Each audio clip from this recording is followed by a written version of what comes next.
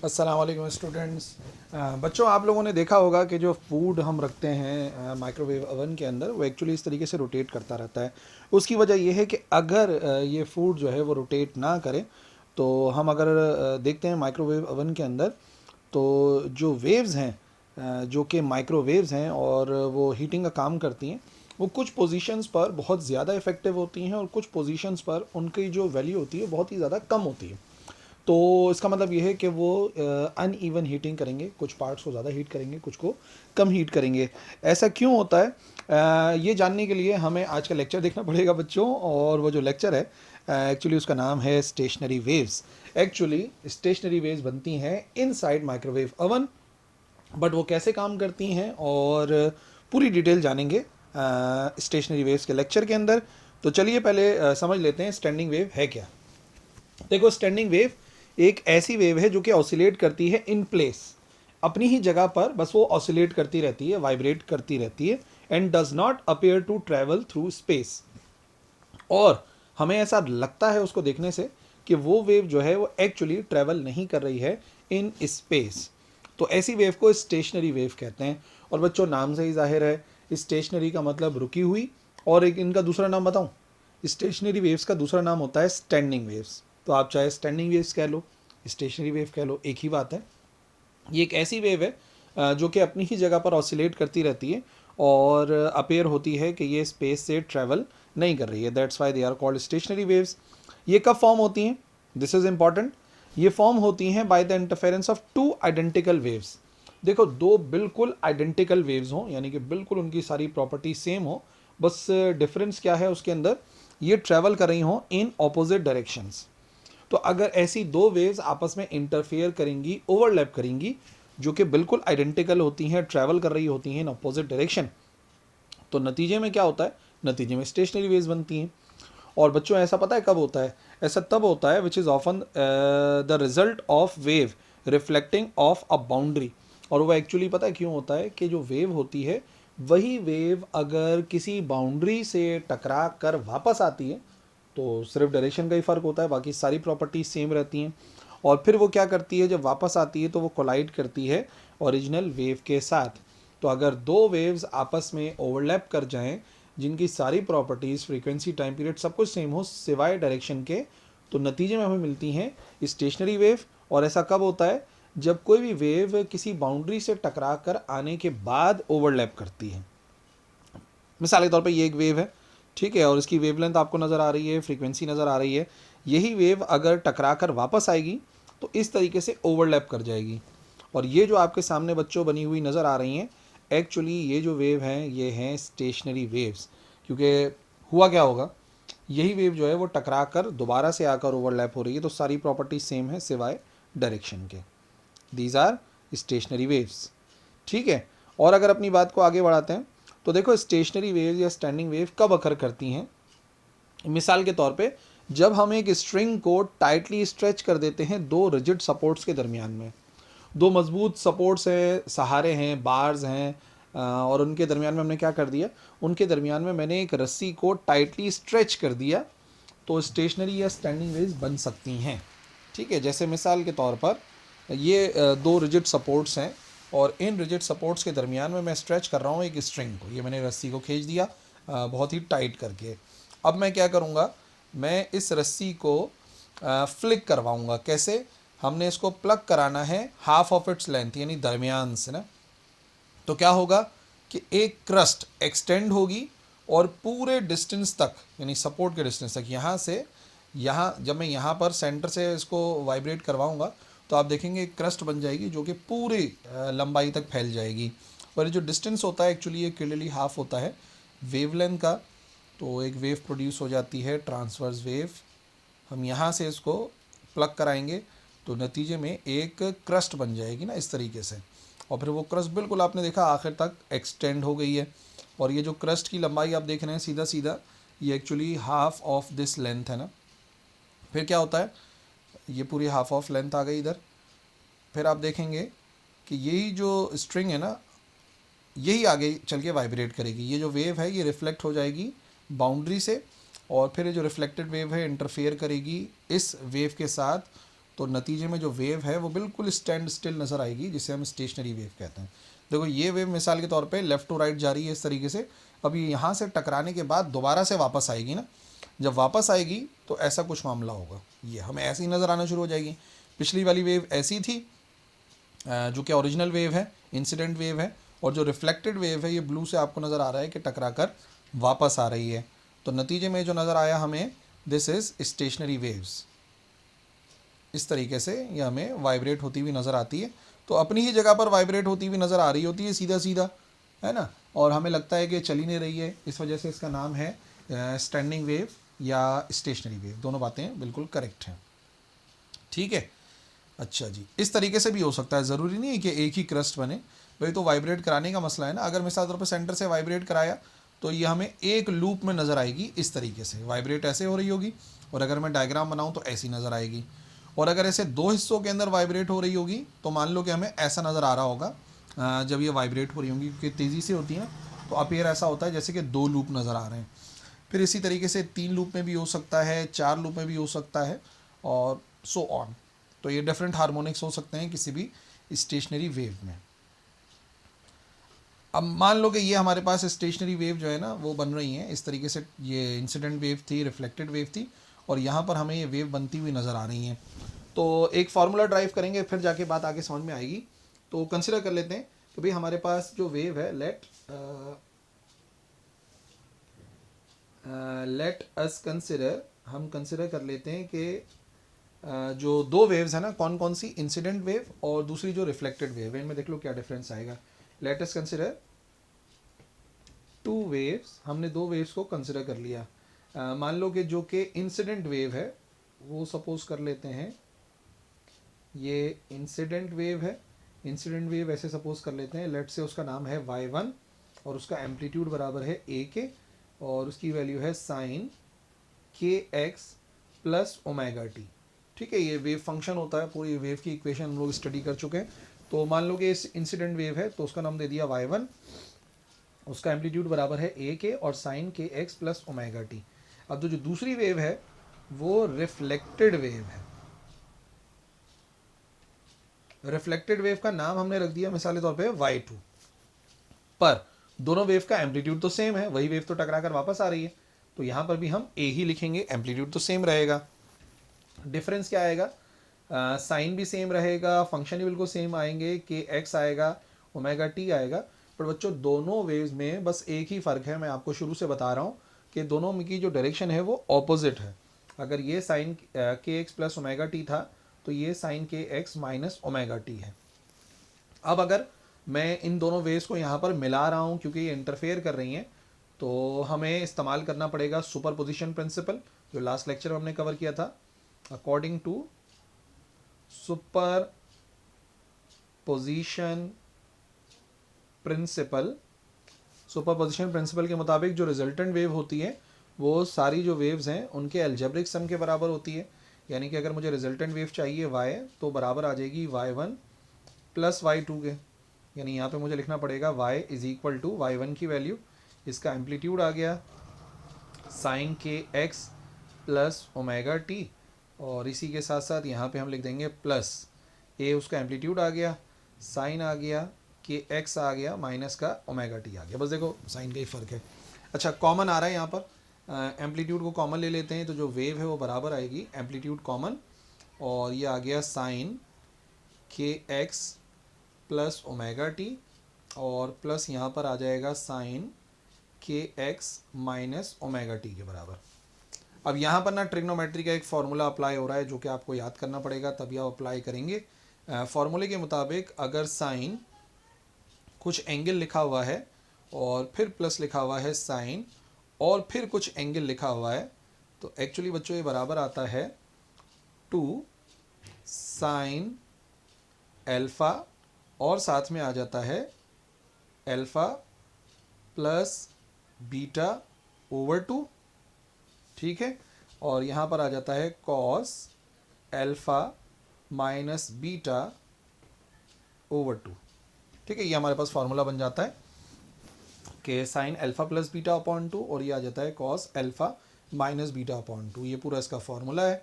ठीक है ना। इसी तरीके से इसको अप्लाई करेंगे तो देखो यहाँ पे भी हमें साइन नज़र आ रहा है, प्लस नज़र आ रहा है और फिर साइन नज़र आ रहा है, तो एक साइन हो जाएगा और एक कॉस हो जाएगा। और आपको नज़र आ जाएगा, मैं इधर लिख भी देता हूँ कि एक्चुअली हमारे पास जो अल्फ़ा है वो यहाँ पर आ गया साइन अल्फ़ा, ये पूरी वैल्यू हमारे पास अल्फ़ा है और ये वाली जो पूरी वैल्यू है ये हो जाएगी beta. Sine alpha plus beta apply कर रहे हैं, ठीक है। तो एक्चुअली ये कहलाता है सम टू प्रोडक्ट फार्मूला, इसी को हमें अप्लाई करना पड़ेगा यहाँ पर। तो y बराबर आ जाएगा, ये वाला 2 मैं बाहर ही लिख देता हूँ a के साथ, तो ये हो जाएगा 2a। बाकी वैल्यूज़ यहाँ पे कर लेते हैं। पहले आएगा साइन, और देखो बच्चों क्या लिखा हुआ नज़र आ रहा है, अल्फ़ा प्लस बीटा, ये रहा अल्फ़ा साइन के एक्स प्लस ओमेगा टी, ये आ गया हमारे पास अल्फ़ा, और फिर प्लस के एक्स माइनस ओमेगा टी, ये हमारे पास आ गया बीटा, और डिवाइड में लिखा हुआ है 2 इनटू, अब वैल्यू आएगी कॉस वाली। कॉस वाली वैल्यू अगर लिख दें यहाँ पर, ये आ गया कॉस और फिर अल्फ़ा माइनस बीटा। अल्फ़ा क्या है बच्चों हमारे पास, पूरा अल्फ़ा है के एक्स प्लस ओमेगा टी, और फिर माइनस के साथ हमें बीटा की वैल्यू लिखनी पड़ेगी जो कि है के एक्स माइनस ओमेगा टी, और फिर इसको डिवाइड करा देंगे हम सीधा सीधा 2 से। इधर देख लो आपको क्या नज़र आ रहा है, इधर आपको क्लियरली नज़र आ रहा है कि ये आ रहा है दोनों, ये कैंसिल हो जाएगा, इधर कैंसिल कर देते हैं। प्लस का ओमेगा टी माइनस का ओमेगा टी हो जाएगा कैंसिल, और बाकी वैल्यू लिख देते हैं अगले पेज पर। तो y हमारे पास बराबर आएगा बच्चों 2a एम्पलीट्यूड, और पहले लिखा हुआ था साइन के एक्स प्लस के एक्स, वो हो जाएगा 2kx ओवर 2 इंटू कॉस की वैल्यू निकालने के लिए पहले हमें ब्रैकेट सॉल्व करना पड़ेगा, फिर अपॉन 2 कर लेंगे। इधर देखो ब्रैकेट सॉल्व करेंगे तो क्या होगा, के एक्स माइनस का हो जाएगा और ओमेगा टी प्लस का हो जाएगा, ठीक है। तो ये इस तरीके से कर देते हैं, के एक्स प्लस ओमेगा टी और माइनस का के एक्स हो जाएगा और प्लस का ओमेगा टी हो जाएगा। जब हम साइन मल्टीप्लाई कराएंगे ना, तो इधर कैंसिलेशन होगी, के एक्स कैंसिल हो जाएगा, ओमेगा टी आएगा। अच्छा, यहाँ पे 2 से 2 भी कैंसिल कर सकते हैं, और ये हो जाएगा हमारे पास y is equal to 2a sine के एक्स, और यहाँ पे देखो कितने ओमेगा टी हो जाएंगे, यहाँ पे 2 ओमेगा टी हो जाएंगे। उसी तरीके से ये 2 और ऊपर वाला 2 कैंसिल हो जाएगा, तो हमारे पास फार्मूला आ जाएगा कॉस ओमेगा टी के बराबर। ये हमारे पास रिजल्टेंट वेव की इक्वेशन आ गई है, ठीक है। ये जो एक्सप्रेशन है, this expression shows the resultant wave, ठीक है। ये हमारे रिजल्टेंट वेव को जाहिर कर रही है, जिस रिजल्टेंट वेव के अंदर एम्पलीट्यूड क्या है, whose amplitude is given by, उसका जो एम्पलीट्यूड है ना बच्चों, ये पूरा इधर से लेके इधर तक होगा। जो एम्पलीट्यूड है वो पूरा इधर से लेके इधर तक है। रिजल्टेंट वेव का जो एम्पलीट्यूड है वो बराबर है 2a, ये तो दोनों कांस्टेंट हैं, यानी सब कुछ किस पर डिपेंड करता है, सब कुछ डिपेंड कर रहा है बच्चों हमारे पास इस साइन के एक्स के ऊपर। यानी दो वेव जब आपस में ओवरलैप करेंगी तो वो एक दूसरे को सपोर्ट करेंगी या कैंसिल करेंगी, यानी कि रिजल्टेंट वेव का एम्पलीट्यूड ज़्यादा आएगा कि कम आएगा, वो सीधा सीधा बच्चों साइन के एक्स पे डिपेंड करता है और किसी चीज़ पे डिपेंड नहीं कर रहा, क्योंकि ये 2 और a तो कांस्टेंट है। तो आगे जब हम पढ़ेंगे तो याद रखना, बार बार मैं बता रहा हूँ, एम्पलीट्यूड डिपेंड करता है साइन के एक्स पर। और के क्या होता है पता है आपको, के वेव नंबर कहलाता है 2 पाई ओवर लैम्डा के बराबर होता है, तो ये कांस्टेंट है। और x जो है सीधा सीधा जाहिर करता है डिस्प्लेसमेंट को, या आप कह सकते हैं पोजीशन को, कि वेव की पोजीशन कौन सी है, ये क्योंकि हमें आगे इस्तेमाल करना है। अच्छा जी, बात को आगे बढ़ाते हैं। अब एक चीज़ होती है बच्चों नोड, गिरह कहते हैं उर्दू के अंदर, नोड कहते हैं। क्या है नोड्स, इसी स्टेशनरी वेव में, स्टैंडिंग वेव के पैटर्न के अंदर कुछ ऐसे पॉइंट्स होते हैं मीडियम के अंदर, रस्सी के अंदर, हवा के अंदर, जो कि हमें अपेयर होते हैं कि वो तो बिल्कुल स्टिल हैं, यानी कि वो ऐसे पॉइंट्स होते हैं जहाँ पर हमें नज़र ही नहीं आता कि कोई वाइब्रेशन हो भी रही है कि नहीं हो रही है। ये जो पॉइंट्स हैं इनको कहते हैं पॉइंट ऑफ नो डिस्प्लेसमेंट, और इनको नाम दिया जाता है नोड्स। सही है, गिरा की तरह, जैसे गिरा लगी हुई है रस्सी के अंदर, ऐसा नज़र आ रहा होता है, तो ये बिल्कुल भी मूव नहीं करते, डिस्प्लेस नहीं होते, इनकी डिस्प्लेसमेंट ज़ीरो होती है, और इनको नाम देते हैं नोड्स का। और उसको याद रख सकते हो बड़ी आसानी के साथ, देखो नो है ना, नोड्स थोड़ा इससे मिलता जुलता होता है कि जिसके अंदर डिस्प्लेसमेंट है ही नहीं ना, तो उनको नोड्स कह देते हैं। गिरा ये जो है ना, ये पॉइंट यहाँ पे कोई गिरा लगी हुई नहीं है बच्चों, बस हमें ऐसा लगता है कि यहाँ पे गिरा लगी हुई, तो हमने उसको नोड का नाम दे दिया। और वैसे सिंपल सी बात ये है कि ये वो ऐसे पॉइंट होते हैं जो कि हमें वेव में नज़र आते हैं, वाइब्रेट ही नहीं हो रहे, ये भी नहीं वाइब्रेट हो रहा, ये भी नहीं हो रहा, तो these points are called nodes. अब ये नोड्स किस किस पॉइंट पर बनेंगे, किस पोजीशन पे बनेंगे, वो हमें ड्राइव करना पड़ेगा। देखो अगर मैं कह रहा हूँ कि नोड्स बन रहे हैं तो मीन्स नो डिस्प्लेसमेंट, यानी कि जो रिजल्टेंट वेव का एम्पलीट्यूड है, जो कि मैं बार बार कह रहा था किस पर डिपेंड करता है, वो डिपेंड करता है साइन के एक्स की वैल्यू के ऊपर ना, क्योंकि 2 और ये तो कांस्टेंट होता है, तो इसका मतलब साइन के एक्स का आंसर 0 आना चाहिए, क्योंकि मैं कह रहा हूँ कि इनकी डिस्प्लेसमेंट जो है वो मिनिमम होती है और एम्पलीट्यूड डिपेंड कर रहा था साइन के एक्स पे। तो साइन को अगर दूसरी तरफ भेज देते हैं तो ये हो जाएगा क्या, कि x is equal to sine inverse 0। Sine inverse 0 का क्या मतलब होता है, साइन इनवर्स 0 का मतलब ये है कि कौन कौन सी वैल्यूज़ ऐसी हैं साइन की जिस पे साइन का आंसर 0 आता है। तो आप कैलकुलेट कर सकते हैं, साइन 0 आता है, और किस एंगल के ऊपर आप वैल्यू देखो साइन की 0 आती है, आप देखेंगे तो पाई, यानी कि साइन 180 निकाल के देख लो, 0 के बराबर आएगा कैलकुलेटर के थ्रू। और फिर इसी तरीके से आप देखोगे तो 360 यानी कि 2 पाई के ऊपर आएगा। तो ऐसे सारी वैल्यूज़, एक पैटर्न आपको नज़र आ गया, 0 पाई, 1 पाई, 2 पाई, 3 पाई, 4 पाई, ऐसे ही चलता रहेगा। ठीक है, तो ये हमारे पास आ गया पोजीशंस जहाँ पर साइन की वैल्यू 0 होगी। और हमें पता है साइन की वैल्यू जहाँ पर 0 होगी वहाँ पर बड़ी सिंपल सी लॉजिक ये है कि वहाँ पर नोड्स बनेंगे। अच्छा, के किसके बराबर था, के बराबर है 2 पाई ओवर लेमडा के, तो इसका मतलब क्या हुआ, हम लिख सकते हैं 2 pi over lambda is equal to 0 pi, 2 pi, 3 pi, 4 pi and so on. और अगर यहाँ से मैं वैल्यू निकालना चाहता हूँ एक्स की, सॉरी एक्स लिखना भूल गया, ये पूरी वैल्यू जो है वो के की है और यहाँ पे लिखा हुआ है ये वाला एक्स। तो अगर मैं एक्स की वैल्यू निकालना चाहता हूँ तो क्या होगा, ये लेमडा इधर चला जाएगा और 2 पाई इस तरफ चला जाएगा डिवाइड में, और वैल्यूज़ हैं 0 है, पाई है, 2 pi, 3 pi and so on, 4 5 6 जितना भी हो। अब अगर इन वैल्यूज़ को मैं आपस में मल्टीप्लाई कराऊँ, यानी यही वैल्यू इस ब्रैकेट से जाके मल्टीप्लाई होगी, तो हमें मिल जाएंगी पोजीशन ऑफ नोड्स, कि किस किस पोजीशन के ऊपर नोड बनेंगे। देखो ये पूरी वैल्यू अगर 0 से मल्टीप्लाई होगी तो 0 आएगा, इसका मतलब जहाँ पर वेव बनना शुरू होती है वहाँ पे कन्फर्म है कि नोड बनेगा।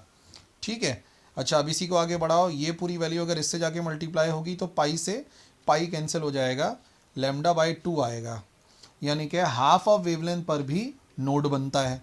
ठीक है, फिर इसको इससे मल्टीप्लाई कराओगे तो 2 पाई से 2 पाई कैंसिल हो जाएगा, सिर्फ लेमडा आ जाएगा। फिर इस वैल्यू को 3 पाई से मल्टीप्लाई कराओगे तो पाई से पाई कैंसिल हो जाएगा, 3 लेमडा बाई 2 आ जाएगा। ठीक है, अब 3 लेमडा बाई 2 के बाद क्या आना चाहिए, कुछ समझ रहे हो, 4 पाई होता ना, 4 पाई का मतलब आंसर आ जाएगा 2 लेमडा। तो ये जो पोजीशंस है बच्चों, ये पोजीशंस होती हैं नोड्स की, यानी कि जब भी वेव बनेगी तो कहाँ कहाँ नोड बनेंगे, कहाँ कहाँ एंटी नोड बनेंगे, वो आपके सामने है। मिसाल के तौर पे यहाँ से मैं नापना शुरू कर रहा हूँ किसी वेव को, तो हम अगर कोई वेव बना लें इधर, मिसाल के तौर पे ये इंसिडेंट वाली वेव थी, ठीक है, ये इंसिडेंट वाली वेव है, और समझ लो यही टकराने के बाद वापस आ गई। अब आप देखो पहला नोड कहाँ बना है, एक क्रस्ट और एक ट्रफ मिलके एक लेमडा बनाता है, तो आप नोटिस करोगे कि पहला तो चलो 0 पे बन रहा है नोड, फिर ये इधर से लेके इधर तक ये 1 लेमडा होता है, तो ये वाली जो पोजीशन है ये क्या कहलाती है, ये कहलाती है लेमडा बाई 2, तो नोड बना लेमडा बाई 2 पर। अगला देखो नोड कहाँ पर बना है, अगला बना है यहाँ से लेके यहाँ तक, जो पूरी एक वेव बनती है उसे 1 लेमडा कह देते हैं, सही है। फिर ये हाफ लेमडा, 1 लेमडा, 1.5 लेमडा, इसको कहते हैं 3 लेमडा बाई 2, इधर भी नोड बनी है। और एक वेव और 2 वेव, जहाँ पे 2 वेव मुकम्मल हो रही हैं वहाँ पे भी क्या बना, नोड बना।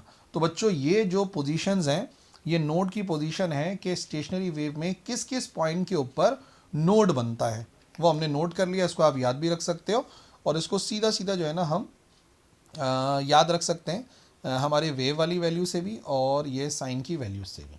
ठीक है, अब आगे बढ़ें। नोड के अलावा दूसरे भी दो पॉइंट हैं, उन पॉइंट्स को कहते हैं एंटी नोड्स, यानी समझ लो नोड के मुखालिफ है ना, इस वजह से इनको नाम दिया जा रहा है एंटी नोड का। क्या है? हर स्टैंडिंग वेव की करेक्टरिस्टिक होती है जहाँ पर ऐसे पॉइंट्स होते हैं हमें लगता है कि भाई इधर तो मैक्सिमम डिस्प्लेसमेंट हो रही है। स्टेशनरी वेव में एक पॉइंट था जहाँ पर मिनिमम डिस्प्लेसमेंट थी, और फिर वो पॉइंट है जहाँ पर मैक्सिममली डिस्प्लेसमेंट होता है। इनको ऑपोजिट ऑफ नोड्स कहते हैं, इसी वजह से इनका नाम होता है एंटी नोड्स। ये नोड्स के अपोजिट हैं, एंटी नोड्स कहलाते हैं। पिक्चर में देखो, ये अगर नोड थे तो देखो ये उसके अपोजिट है एंटी नोड, तो ये जो पॉइंट होता है इसको एंटी नोड कहते हैं, यानी नोड का मुखालिफ। और है कौन सा पॉइंट? ये एक ऐसा पॉइंट है जहाँ पर क्लियरली डिस्प्लेसमेंट जो है वो आपको मैक्सिमम नज़र आ रही है। ठीक है, अच्छा जी। अब फिर वही बात है, हमें पोजीशन निकालनी पड़ेगी। पोजीशन निकालने के लिए अब बड़ी सिंपल सी लॉजिक ये है कि जो एम्पलीट्यूड है जो कि साइन के एक्स पर डिपेंड कर रहा था, उसका आंसर मैक्सिमम आना चाहिए। अब साइन की मैक्सिमम जो वैल्यू किसी भी एंगल के ऊपर आती है ना, आप कोई भी एंगल पुट करके देखो साइन के ऊपर, तो या तो प्लस का आंसर आता है 1 या तो माइनस का आंसर आता है। तो साइन की वैल्यू जो सबसे बड़ी हो सकती है वो या तो +1 आती है तो -1 आती है। अब कोई भी एंगल पुट करके देख लो कैलकुलेटर के ऊपर, आपको बात समझ में आ जाएगी। तो अगर यहाँ से मैं के एक्स की वैल्यू को अलग करता हूँ तो साइन इन्वर्स लेना पड़ेगा। साइन इन्वर्स बराबर आएगा प्लस और -1। अब आपने क्या करना है, कैलकुलेटर से वैल्यूज़ देखनी है कि किन एंगल पुट करने पर आंसर जो है वो साइन का या तो +1 आता है या तो -1। जैसे मिसाल के तौर पे पहला जो आंसर आता है साइन का +1, वो आता है 90 डिग्री पर। 90 डिग्री का मतलब होता है π/2। सही है, पहला 90 डिग्री के ऊपर आता है। आप देख लो, साइन 90 पुट करोगे आंसर 1 आएगा। ठीक है, अच्छा अब हमें देखना है -1 किस पॉइंट पर आ रहा है, तो आप साइन 270 पुट करके देखो। साइन 270 पुट करोगे माइनस का 1 आंसर आएगा, तो इसका मतलब अगली वैल्यू आ जाएगी हमारे पास 3π/2, क्योंकि साइन जो एंगल होता है 270 वो बराबर होता है 3π/2 के। π/2 90 है ना, तो 90 को 3 से मल्टीप्लाई करते हैं तो 270 आ जाता है। अब फिर अगली +1 की वैल्यू कहाँ आएगी, तो आप एक पैटर्न देख लो, यहाँ पर 1π/2 था, यहाँ पे 3π/2 है। अगला आंसर आएगा 5π/2 पर, फिर अगला आंसर आएगा 7π/2 पर। ये वैल्यूज़ आप पुट करके ना देख सकते हो, यहाँ पर साइन का आंसर +1 आता है या -1, मतलब कि मैक्सिमम आंसर आता है। अच्छा, के की वैल्यू को तो हम जानते हैं, के की वैल्यू होती है जिसे वेव नंबर कहते हैं, 2π/λ होता है। तो अगर इसको रीअरेंज कर लें तो ये हो जाएगा हमारे पास 2π/λ इंटू एक्स लिखा हुआ है, ये बराबर आ जाएगा हमारे पास π/2, फिर आ गया 3π/2, फिर आ गया हमारे पास 5π/2, ऑड नंबर में चलता है 7π/2 एंड सो ऑन। एक्स की वैल्यू को रीअरेंज करेंगे तो लैम्डा मल्टीप्लाई में आ जाएगा, 2π डिवाइड में आ जाएगा, तो ये वैल्यू हो जाएगी π/2, 3π/2, 5π/2 और 7π/2। 4 से ना आपको बात समझ में आ जाएगी। अब ज़रा मल्टीप्लाई करा के देखो इसको, जब ये इससे मल्टीप्लाई होगा तो पाई से पाई कैंसिल हो जाएगा, 2 2s are 4 हो जाएगा। इसका मतलब पहला एंटी नोड बनेगा λ/4 पर, पाई से पाई कैंसिल, 2 2s are 4। अगला देख लो, जब ये इससे जाके मल्टीप्लाई होगा तो पाई से पाई कैंसिल होगा, सिर्फ ऊपर 3λ आ जाएगा और नीचे 2 2s are 4 आ जाएगा। तो 1 λ/4, 3λ/4, अगला आंसर आएगा 5 λ/4 और अगला आ जाएगा 7 λ/4 पर। ये वो पॉइंट है, वो पोजीशन है स्टैंडिंग वेव्स पर जहाँ पर हमेशा हमेशा क्या बनेगा, जहाँ पर हमेशा बनेगा एंटी नोड। अब इसको भी मैं समझा दूँ बना करना। मान लो कि यहाँ से वेव बनना शुरू हो रही है, यहाँ से वेव जाएगी और वेव बनेगी, फिर समझ लो टकरा कर वापस आ जाएगी। तो एक स्टेशनरी वेव बना लेते हैं इस तरीके से ना, और फिर ये इस तरीके से टकराने के बाद वापस आ जाएगी। अब पहला एंटी नोड कहाँ बना बताओ ज़रा, पहला एंटी नोड यहाँ पर बना है। ये एक क्रस्ट और एक ट्रफ मिलके एक लैम्डा बनाते हैं, लैम्डा का आधा करते हैं तो ये λ/2 आता है, और उसका भी आधा कर देंगे तो ये हो जाएगा λ/4, यानी जो क्वार्टर वेवलेंथ होती है वहाँ पर पहला एंटी नोड बनता है।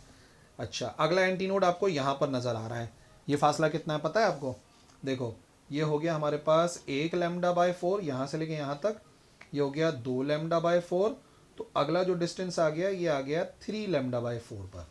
देखो इधर से इधर तक 1 लैम्डा/4, फिर इधर से इधर तक 1 लैम्डा/4 यानी 2 हो गए, फिर इधर से इधर तक कितने हो गए 3 लैम्डा/4। तो इसका मतलब सेकेंड एंटी नोड बनता है 3 लैम्डा/4 पर। उसके बाद इधर से लेके इधर तक एक और हो गया, कितने हो गए 4 लैम्डा/4। और पता है 4 लैम्डा/4 का क्या मतलब होता है, सीधा सीधा लैम्डा ही हो जाता है। तो ये हो गया 4 लैम्डा/4। अगला कहाँ पर आ गया 5 लैम्डा/4। और फिर अगला आप समझ जाओ सीधा सीधा कहाँ पर आएगा 7 लैम्डा/4 पर। तो ये हो गई positions of nodes and anti nodes. और इसी के साथ हमारा लेक्चर भी मुकम्मल होता है। बच्चों आज के लेक्चर में हमने सीखा स्टैंडिंग वेव्स क्या होती हैं, एंटी नोड्स और नोड्स की पोजीशन निकाली, और फिर उसको थोड़ा सा देखा था स्टार्टिंग में कि माइक्रोवेव अवन के अंदर क्योंकि स्टैंडिंग वेव्स बनती हैं तो कुछ पॉइंट्स पर डिस्प्लेसमेंट मैक्सिमम होती है, कुछ पॉइंट्स पर डिस्प्लेसमेंट मिनिमम होती है। तो अगर ये स्पिनिंग ना हो रही हो माइक्रोवेव अवन के अंदर तो कुछ पॉइंट्स जो है वो ज़्यादा हीटअप होंगे और कुछ पॉइंट जो है वो कम हीटअप होंगे। दैट्स वाई फूड को उसमें स्पिन किया जाता है। So that's all for this lecture. If you have any question you can write in the comment section. अल्लाह हाफिज़।